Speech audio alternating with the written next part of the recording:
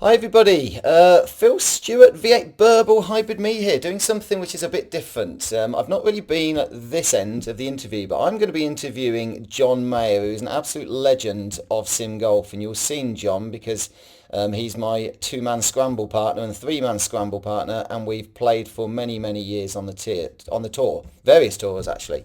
So welcome, John. How are you doing today? Hello. Very well, thank you. How are you? I'm doing okay. We played a little scramble this morning and stunk it up. Yeah, But it wasn't the best, was it? yeah, so the good thing is there's no golf. We're not actually having to play golf for this. It's just going to No. be getting to know someone that has certainly over my 8+ years of simulated golf. I've watched you talk, share stuff, administrate things, and your mountain of knowledge is extraordinary. I mean, I think going way back to when I started sim golf back in the Jack Nicklaus Perfect Golf days, I'm pretty sure you were one of the original like 15 people or so, or maybe even before that. Yeah, I think I came in straight away onto admin for that when we moved in. I did an alpha test on the game, um, and then with Rick and Vance, I was doing OptiShot. I was running the OptiShot tour at the time, and then when Perfect Golf came, I said, well, I'll do that, and I'll leave good old Catman behind. And he stayed with OptiShot for a bit, and yeah, I started running the PG one from there really. You'd have I liked think it. I'd Oh, say I won the first shots. We couldn't putt. I mean, the putting didn't work. That was how early we sort of started it. So yeah. yeah, it was good. It's been So, a long time. so you've seen like OptiShot you'd have liked. No, no dippy toe, low spin, no low spin drives and Loved stuff like. OptiShot. OptiShot was immense. Yeah, we'll go back. I should have given you, by the way, I had an intro that was going to be far more glamorous. It was going to be saying a legend of sim golf, a previous Open champion, I believe. Is Yeah, that I won an Open once upon a time. much like myself? A World Cup of Golf winner, though I should add that Stephen Yeah. Hawkins could have partnered Shanky back in the day and still won that. Yeah, well, it was a hollow victory. I'll be honest. I don't know. I had to draft in another Scot. At the time, it was Tommy pretending to be a Scot to represent Scotland, and of course, a multiple Ryder Cup winner as well. So, but most importantly, just one of my favourite people in the world. As I Oh, say, thank you. the more I've got to play golf, spend time with, having a few beers with you, the more I've just utterly respected yourself and your mountain of knowledge. So let's start way back. You've already mentioned that your kind of sim journey started back in OptiShot, but a little bit of background about yourself. What is it you do as a profession if people don't know? Right, well, I am basically a farmer. I've been a farmer now. Well, I grew up on farms. I've been a farmer for a sole farm for what now? 10 years, 11 years. Before that, I was in the Air Force for 9 years. I was electronics engineering there. Yeah, and I'm jack of all trades, master of none. Turn hands to Yeah, most things. well, I've seen videos of you driving tractors around, putting out massive fires of hay bales while Yeah, I think the fire brigade weren't even there looking in, or they were watching from the sidelines, weren't they? yeah. They said it's too dangerous, but it'll be all right, won't it? It's Yeah, only fire, isn't it? and you've sent messages saying can't play a scramble this morning. I was up at two in the morning carrying like newborn calves across fields and feeding them, and then you rock up and say, go on, let's get a quick round of golf in at 11 o'clock in the morning or something. I So do have a very varied day. We'll come on to it. But obviously, since doing a bit more sort of computer stuff, I've worked with eight above the pin and stuff, and having a nip out, I've just got to quickly carve a calf out. Then I'll do that little bit of code work. It's quite a varied lifestyle. yeah, and of course I'm a farmer myself now. I've got my 5 chickens that I feed and have to like occasionally paint things and clean up leaves and stuff. I mean, that must be what you're doing as well. But anyhow, It's not far off. we will move on. So as far as golf, obviously this is on the Golf Channel, and I pretty much kind of learned golf in the sim environment. But when did you start playing golf? Were you playing back as a kid, or did you find it later? No, I would have started around 2002, 2003. That was all. Basically, a job I was in the Air Force at the time. It was I used to work on military satellites and things like that in a bunker, and It's it ironic. was taken over by a civilian company, and they didn't trust them not to wreck the place. Okay. So we had to be nearby, and we weren't allowed to drink. So the only place they could find us to go, where they could control the bar, was a local golf club. I was in Alton near Guildford. Yeah. So they paid for us to basically go to the golf club every day and sit there in the thing. And to be fair, for the first 2-3 weeks we didn't really play, but then we'd been there long enough. We were there for 4 months. So so we started knocking about. But I was very much a 28 handicapper, very much. Even up until the point where I got my opti shot, I was still, which would have been 2014, something like that, 13, can't remember. But never played growing up, never had a lesson, was never really my thing, really. And it started from there.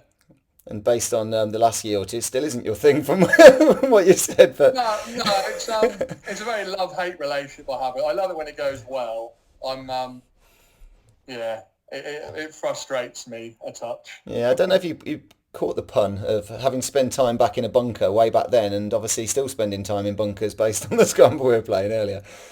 Anyhow, yes, as we digress. So, your sim golf environment. I mean, I know you've broken 80, which you're up on me on that one, aren't you? I think you've done a 79, was it, or 77? Yeah, 79 and 78 in real life, but they were very baked out links days, so it played short and much like some of the guys on the sim, lots of wedges in and I still lucky couldn't. putting. I've given it. I didn't play well to do it. Let's put it that way. It was just, one of those. But I normally knock around I say normally, when I was all right, mid-80s does me perfectly fine. That was always my sort of, if I could get there, that was good enough. I mean, I've never seen anybody hit probably a 3-wood better than you. I mean, even when we were on the golf get-together recently, that epic 3-wood to about 3 feet or whatever it was for eagle. When they go, the old 3-wood. I don't mind the old 3-wood. I should stick to it, really, because as we saw also on the golf trip, the driver is not good. No, that's an interesting one. We'll get on to that when we start on the kind of a few of the fun questions at the end. So let's get into sim golf. Your sim golf journey, obviously you mentioned it started with OptiShot back in the day. Where did you go from there in terms of launch monitors and also the software that you've tried? What have you actually used? So, quite simple, my path, really. I bought the OptiShot, and it was based around an old barn. So I bought an enclosure off a guy, Barry, who was a pro in Essex, like an enclosure thing, cheapest tip, £250. Yep. One of the old driving range mats, real hard ones, yeah, which I nasty still ones. use now. I still use that today as a stance mat and cut the hitting strip into, because it's good. But I used to sit the OptiShot in that, and then I got it, thought it was brilliant, but realised how sort of limited it was. And then when the rumours of perfect golf were starting to knock about and stuff, it just happened that a GC2 was up for sale from a pro. It was £3,000, which at the time was cheap, really, because they were still selling new for a lot of money. So I bought it, and that was it, really. I've had it ever since. I've never really deviated, and obviously then perfect golf, that was all I had. Never had TGC due to some politics regarding the move to perfect golf. I was never given the option to even purchase it. I was not allowed. So, I've never, and then PG to GS Pro, and that's it, really. I'm only on I have had a second GC2, which, I bought that one off Tesh. Off Tesh, yeah. Just purely from a serial number upgrade point of view. You were back on 2000, wasn't it, the previous one? Yeah, my first one was 2,700, I think, and this one I've got now is 5,000-ish, something like that. Yeah. So it's still old, but bulletproof. And then recently, obviously, bought the HMT to try and inspire me, which it sort of has to an extent. But it's interesting. I wouldn't ever say it's not a very good tool, but whether it makes any difference to me personally, I don't know. But I do like looking at the numbers. So. That's exactly the same as me, except I don't look at the numbers. In the sense, it's just a paperweight that's been next to my GC2 for the last 6 years. Occasionally, I look at the club speed, and it makes me wince. And if I do dot at my clubs, then I'll look at how many toe strikes, and that will make me wince as well. So it's best I don't look at it, if I'm honest. I said this on the interview with Mitch that I like the Unicore systems, and they seem to be very cool. And if I had the room and a complete setup and enough height, I'd consider that. I mean, I think used GC2 is absolutely the best decision I ever made. But the idea of me actually getting to watch a video of my strike after I've hit it just fills me with fear. It'd ruin me. I mean, as you say, I'm a fan of the big dippy toe. Yeah. It would be It'd be horrendous to see it. I dread to think sometimes how far off the toe it is. They need to widen the camera focus, I think, at times to capture it. Yeah, well, that's interesting. But no, so you literally, I say, went straight into Perfect Golf, and I do remember like how buggy that was when it was released in It was alpha or horrific, yeah. beta. Um, but just the fact we had such a dedicated group of golf nutters that were happy to kind of test it, play with it, use it, compete against each other. I mean, I just loved that, and I was hooked from That that. first season where there was only 12 courses before the days of course creation and all this sort of stuff. Yeah, It was brilliant that first year. Like I say, I think it was, well, was it 12, might have been 15 of us. And it was really good, like the fact, because we'd never had it before. Like Vance and Rick and that had had a bit with TGC. Their tours existed, but not to the, I think what Rick made there initially was really impressive. Like to come out that first season with what we had, and it grew into something and just to clarify, absolutely amazing. this is the online golf tour Yeah, .net website, which is for yeah. those people that don't know that are kind of not as old and decrepit as the two of us. John's far younger than me, I should add.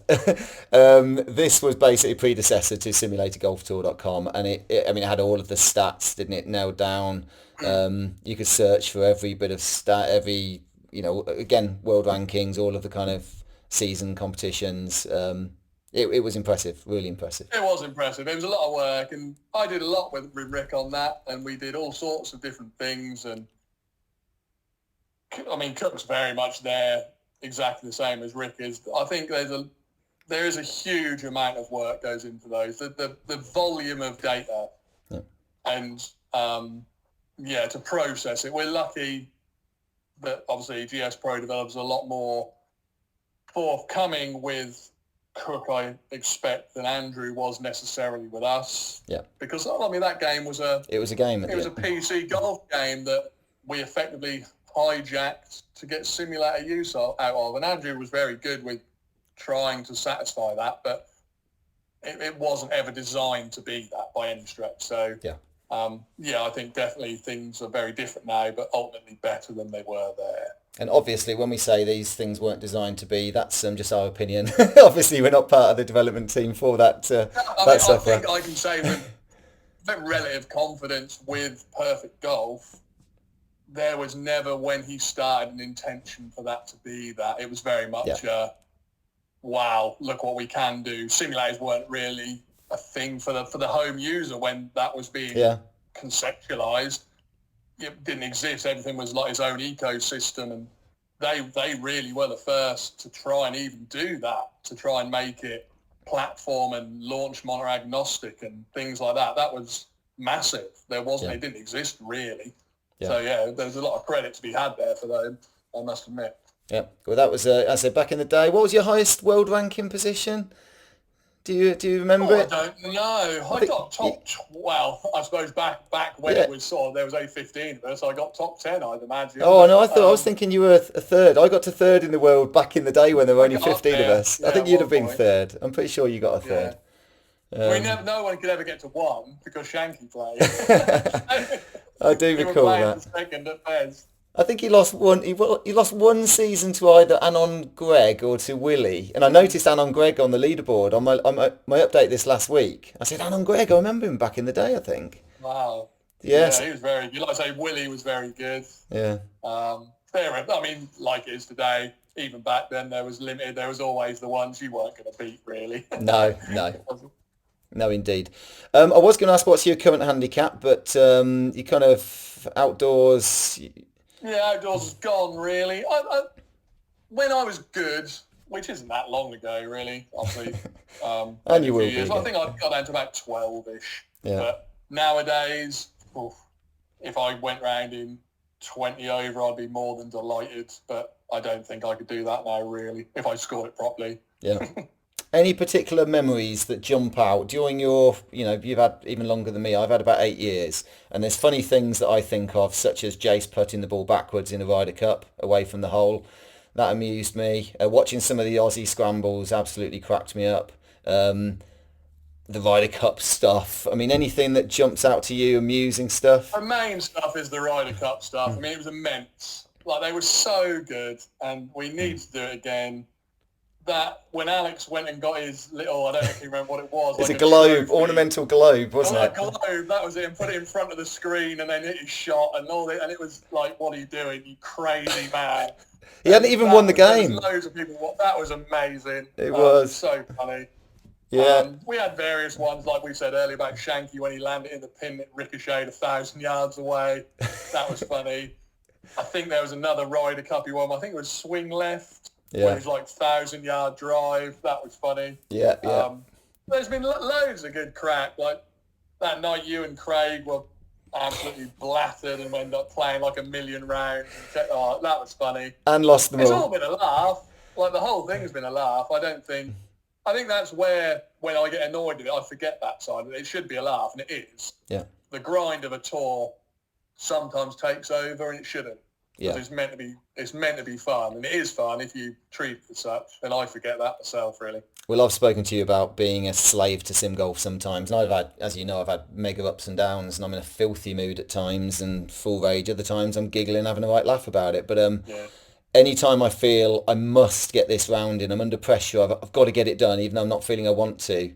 I know it's going to be bad because, I'm not doing it on my terms. So that's where I take it a bit too seriously. But the pressure of the Ryder Cup, when I was playing a game, and there's one that's on YouTube, I think it was me and Tommy versus Salty and, I forget his partner, American, I should know.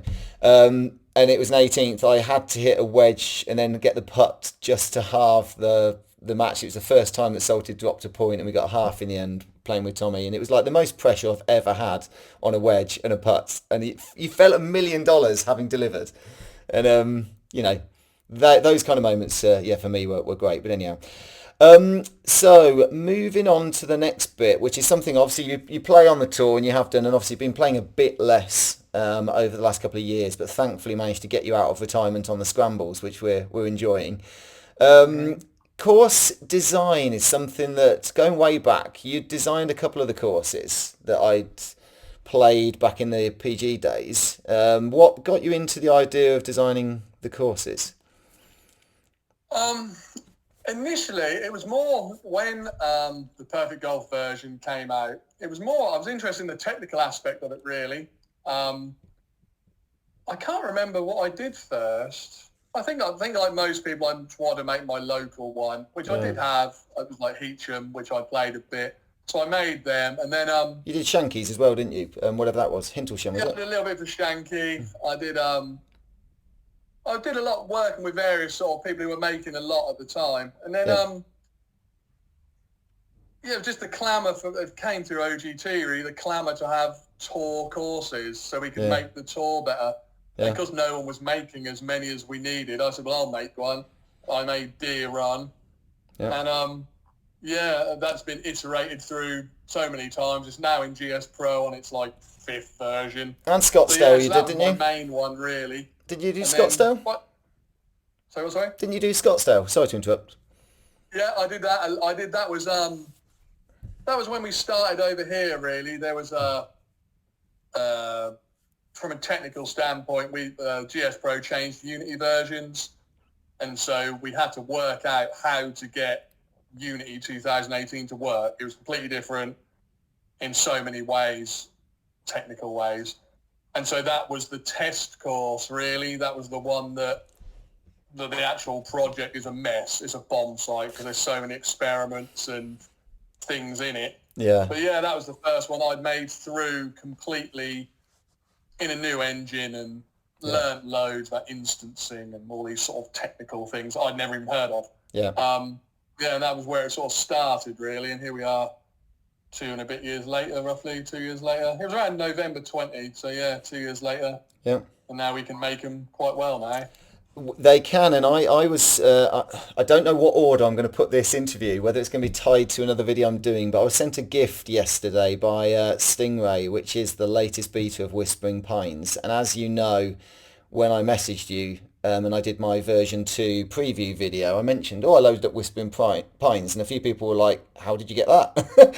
And it was an old beta that snuck through the system, but I should add, the latest beta that Stinger sent me yesterday looks phenomenal. And I was going to ask you on that. So with GS Pro, we've got Davor and ATP as two key figures there on the game side. On the course side, what's been needed to allow people to design these courses? Now, I'm about to dip my toe in the water with designing them, but whether I'll actually have the patience for it, I don't know. So if you can just talk a little bit about your role and the other people around you and what's needed for the course design, please. So basically, we started off with nothing. So there was no course design software. There was no concept of course creation. There was nothing. And all we had effectively was a similar concept to how it was done previously. Yep. So the idea that the user builds a Unity scene, a piece of software that GS Pro then turns that Unity scene into a playable golf course in the game. And then it was a matter of, well, how do we create the meshes for the course? Yeah. How do we tie in the physics? How do we do all these various steps? Yeah. So we worked that out. We ended up with like an alpha workflow. And that was myself, Stinger, and DP Roberts, DPR.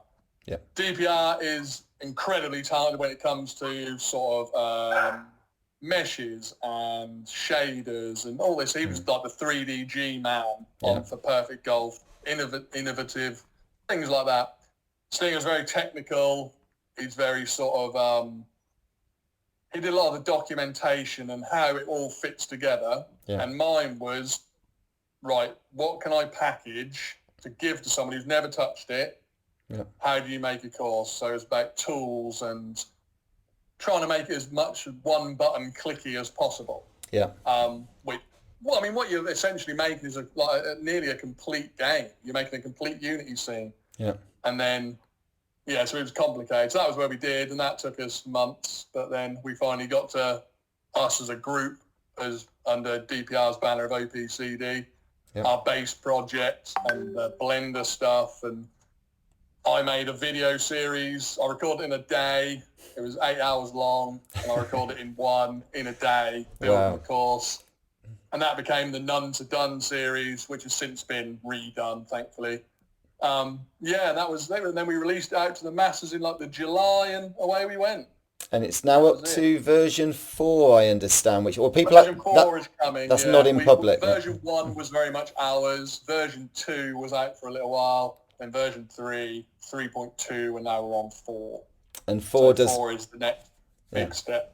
So Stinger spent a bit of time with me last night just sharing some of the information and just little details, which I'll show in the Whispering Pines video. I will do the free cam and kind of highlight things like the edges of bunkers, the edges between different terrains, how it looks much more natural than it did before, where it was kind of like a cut-off. And am I right that there's some more default textures to help people be able to kind of design those courses quicker and easier?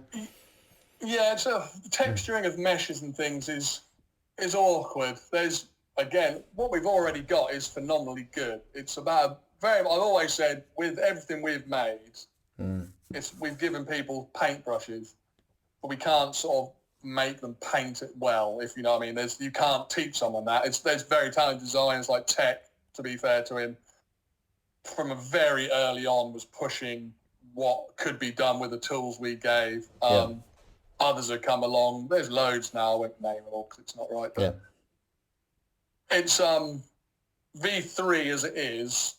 We had lots of limitations when it regards to transitions of meshes, like you're saying. You see it in other games, other softwares. Yeah. Fairway finishes here, green starts here, there's a line. And that isn't natural. It doesn't work like that unless you make it blend. And blending is key to V4, basically. That's what he's achieved. And that's all DPR, to be fair. It's incredible what he's managed to do. Starting from scratch, again, we had it all has to be worked out. It's why everything takes so long, because we're having to learn it ourselves first, because we don't really know what we're doing. Well, it's one of those courses that I played about 12 holes of it yesterday when I thought, shall I do a preview video? And then I didn't know if we were going to play a scramble, which we were discussing later, so I canned the video. But it's one of those courses where it just looks so real. It feels so real, like I could easily be out there in the woods, and it's yeah, if that's a sign of things to come, and the quality of courses that other people can bring, it's astounding. So yeah, I can only say thank you for that. And I mean, it just amazes me. You know, farming is tough, and I joke about it that saying I'm a farmer. I don't. I have a farmhouse and a bit of land that someone else deals with, and that's it. So that's the first time I'll admit it, but I'll deny that on the Aussie Discord channel. But how you find the time to have learned to code? You said in the last couple of years you've actually had to learn from scratch how to code, to have been designing courses, to be part of the tour, to be helping with the admin. You're a family man, so you've got family commitments as well. I mean, I don't know how you do it. Um, how do you do it? No, it does take a lot of time. Like it's funny. Like I was short on the back, so I was obviously very ill, as you know, Yeah. from sort of 2020 for about a couple of years, and it was only from like that March to November 20, I was terribly. I couldn't do anything. Once I sort of got over that, it was the November. I still wasn't physically capable of doing anything. Like, I didn't have the energy, didn't have the strength. And so that was when I'd reached out to sort of Trethi or Davor and ATP and said, can I do and cook? Is there anything needs doing sort of thing? I'm sat here. I can't look at screens for long, but I can do a bit. Yeah. And it went from that in like 6 months to making a course design tool to, now I make all sorts of things. And I've been really lucky. They've given me access to like their knowledge and expertise, but also like some of their code that I've been able to sort of work with. And then I'm not very good at starting from scratch, but like if I've got a base, I can improve it and do things and copy and paste and Google and make it better.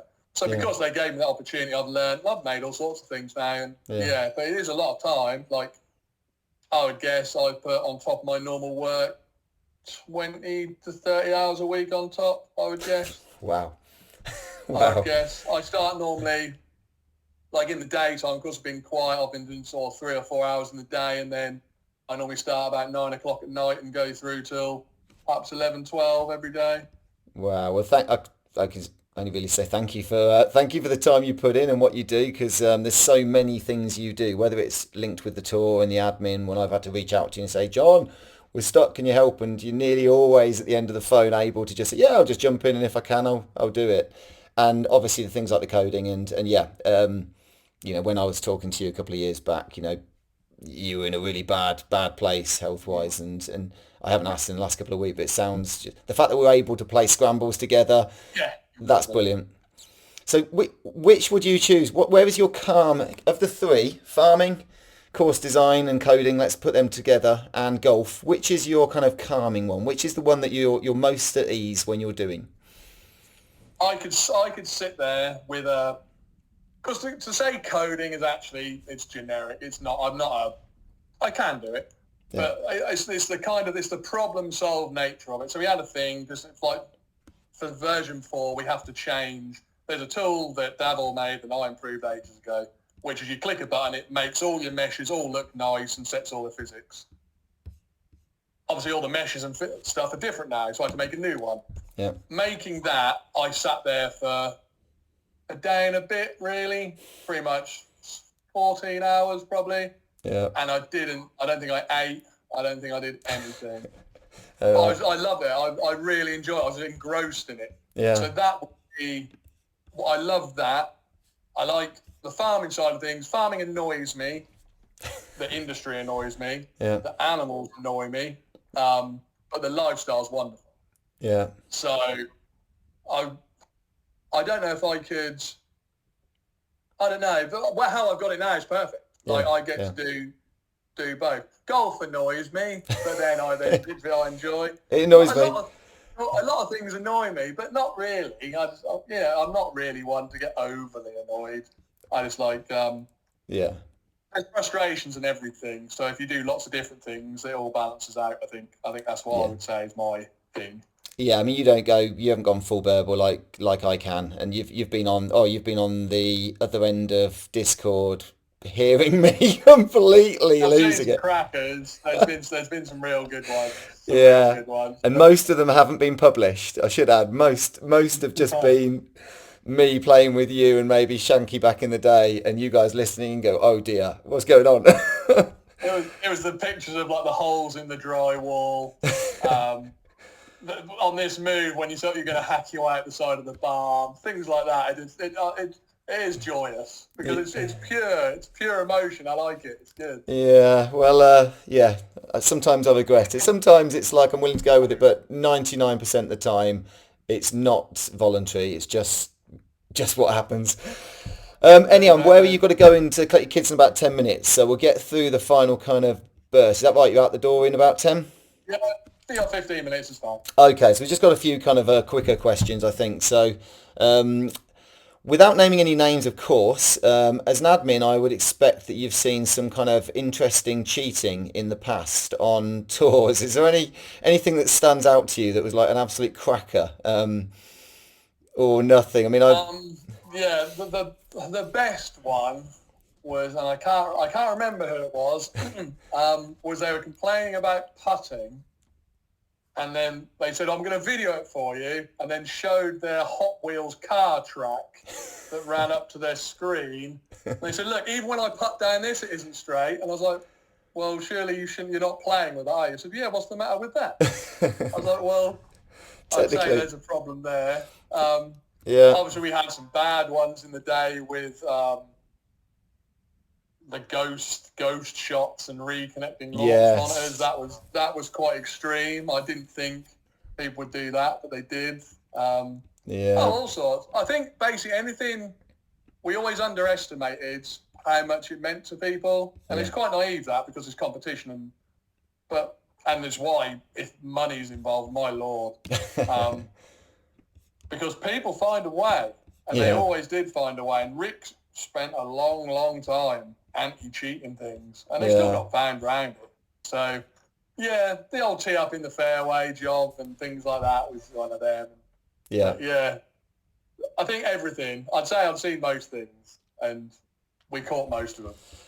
And again, I was going to think if I can get you into trouble, I was going to ask you to name who's the most awkward admin that you've worked with in the past. But I'm just going to say it's got to be Vance. Surely it's got to be Vance. Oh, without a doubt. Yeah, it's not even a question. Without a shadow of a doubt.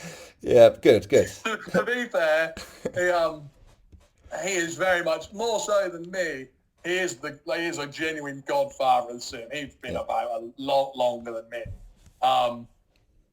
But yeah, I say I don't row with people, but him and Rick used to get into it occasionally with different ideas. Let's put it that way. But yeah, Vance has been around it forever and a day, and absolutely. most of the time you should listen to it. Most of the time. Yeah, way back when. I mean, obviously, I met up with Vance when I went to Vegas, but I think when I first searched on Golf Simulator 4 and way back to kind of look into a simulator, Vance was there, and one of his graphical settings for something was one of the first forum posts I ever saw back in the day. So back on Ottawa Golf Forum, he was the man to, like, when I was getting OptiShot, he was the one who knew everything, everything.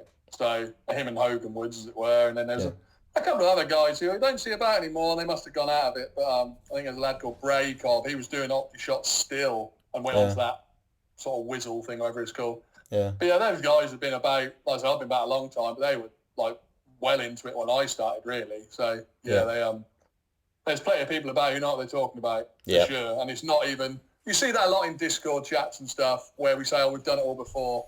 Yeah. And to be honest with you, a lot of the time we have. Like, this isn't new to, so, I mean, it's been 9 years for me. Yeah. It's probably 10, 12 more years for some people. And when the new ideas come, sometimes it comes across that we're a bit snotty. Yeah. It's like we've tried it. It's not like we're saying no. Yeah. We've literally done it and it doesn't work. But there you go. People have to make their own mistakes, I know, but yeah, that's where. So that's why it sometimes come across. I think we get, well, not so much me. Said Max gets a bit of a raw deal sometimes because he's just saying he's seen it all before. Yeah, and he has, to be fair. No, I enjoy winding him up. You can always get a good bite from him. Most of the time you can. And often when you see a shot on telly, you watch and you can see like a certain shot, like it could be the stinger from Tiger, or it might be the ultimate flop shot over someone's head that Phil Mickelson. What shot do you own, John? Well, the good shot that I own. Oh, I didn't want the good shot. The bad shot that I own is the power top. I feel I could trademark the power top. I don't think anyone can top a ball as well as me, as consistently, through a variety of clubs. That's I'd say if I had to, my character shot would be that top. I've got to which admit, never appears indoors, I would add. But yeah, outside, horrendous. when we caught it, three-wood, banging big old three-wood, that's my thing. No, indeed, I would agree. It's an absolute monstrous 3-wood to about 6 feet from like 270 yards away. That's the one I see. But there was that power top. There was that hole that we were teeing it up on, and there was a bit of water about 130 yards down the fairway that we were talking about. And then I think you might have said, no, I'm concerned about this bit of water, the bit that was like 10 yards in front, and then you power topped it straight into it. That was impressive. And it's so weird, and that's a big thing with me, where outdoor golf and sim golf, there's such a disconnect for me. I know you say there's quite a large differential for you. Yeah. For me, it's so different. Like I can't even put the two together. I'm completely different. Like I don't drive brilliantly indoors, but I can hit it a long way, and I don't ever top it. They're always one way or the other. Shot shapes are different. Everything's different. But then it's my space. I'm offset on. Yeah. It's different. Outdoor golf is a challenge for me. Let's say that. Fair enough then, and me too. I hate outdoor golf apart from when I'm enjoying it, which is occasional. So a few little quick fire questions at the end, and then we'll get you going. So, eagle, bogey, or par. Oh, eagle, bogey all day. I knew that, and I'd agree with that. You're not going to be bragging about your 3 pars in the clubhouse after, are you, and talking about it later? I would even go eagle, double, treble over par. That wouldn't even be I'd be like, whatever. Yeah. Rockstar golf. Love that. A few times when I'm playing, I don't know if you ever watched the streams lately, I do say I've got to channel the Johnny. What would JohnMeyer do here? And it's always the most ridiculous shot. And I never pull it off, but I go for it. Don't get me wrong, it's not a good thing. Like I know full well that obviously in that latter example, you're far better off with 3 pars. But me personally, I've never been good enough to care how good I play, if you know what I mean. Like I'd rather do something good that I remember. Like our golf trip. Yeah. I remember the power top into that pond, and I remember that 3-wood. I couldn't tell you anything else happened. I don't really care. I'm not sure I could either. Short and straight or long and wild? I think we know this one. Long and wild. But would you rather? Yeah. Yeah. Long and straight would be the dream, but I know that's not coming. Fair enough. PGA Tour or Live Golf?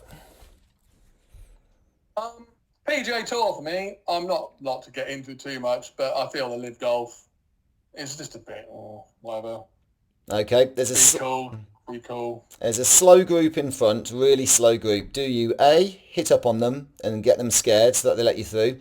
Do you accept it as it is and just chill and take your time for the round? Or do you cuss and complain like crazy and do nothing at all about it? Or is there something else? It would start off with 3, like moan, and then probably eventually I'll have a whack at them, I think. That's exactly what I did on a separate golf tour a few weeks back, and I thought that would be my money would have been a C and A. Yeah. I'm willing to take the heat. I mean, I would make sure I didn't get too close. Yeah. But I feel they can hear the bounce. That's enough. Like if it's rattling into them, I think we had one at Peterborough. I hit that over that par 3 on the first, didn't I? Hit that bloke on the leg. I don't want to do it, but I can't stand slow play. It's the bane of my existence when I'm outside. I hate it. It's the reason I don't play that much golf outside, because I'm scared of turning up and maybe on my own thinking I'll enjoy a round and being stuck behind 4 balls. It'd kill me. And you are, I think I'm quick, but you're quicker. You need rhythm, and I think that's part of again, I think my outdoors suffers because of time. I think that walk between shots hurts me. I think losing rhythm hurts me. Yeah. Having too much time to think hurts me. I just need to whack it. All right, last 2 quick things as I'm aware we've run out of time. If there was one thing you could take from anybody else's game, it could be mentality, it could be a shot. If there's anyone you've played with and you just think, I wish I had that. Anything spring to mind? I think Bob Chung's lack of side spin. I think that if I could have that, but everything. I mean, I like my wildness and my going for things. I wouldn't want to be, but the ability on demand to go, right, I'll just hit this iron straight. Because I don't think I've ever hit one straight. They don't ever go straight. There's something going on. Yeah. So be able to hit like an iron with like 6 left and think, yeah, I've turned that over a little bit. That'd be nice. Fair enough. Your putting, I'd have, because I don't think there's very few I've seen putt like you. Like when you're indoors. We played scrambles. I haven't. I think there was one. Was it one the other week? I didn't putt at all. I don't think I think I had one in the whole round. Yeah. If I could do that, so I can get up and down occasionally. But yeah, you're putting. Bob's left and right, and the rest I can blunder along with my own. Yeah, well, very good. Well, final thing, and obviously, as everybody will have heard, you are a hugely respected oracle of knowledge when it comes to sim golf, technical stuff. Are all farmers like this? I'm just curious. Is it just that we don't know? When I see them driving past in their like Land Rovers, are they all like coding when they get home? I doubt it. I think you'll find more that will have to try and find a way to do it because farming's rubbish. But no, I'm quite weird. I'm fully admitting I'm quite odd with. But I've had a weird career path, and there's very few farmers who've gone from electronic engineering to farming, really. Yeah. So, yeah, I've always been relatively technical, but no, we're a strange bunch. It's good. I'm very similar as much as it is. I think a lot of farmers have. You have to, well, as you're now finding out, you have to be able to be painting a fence one day, then digging out a drain, and then you like for you, your chickens will then get out, so you have to mend a fence.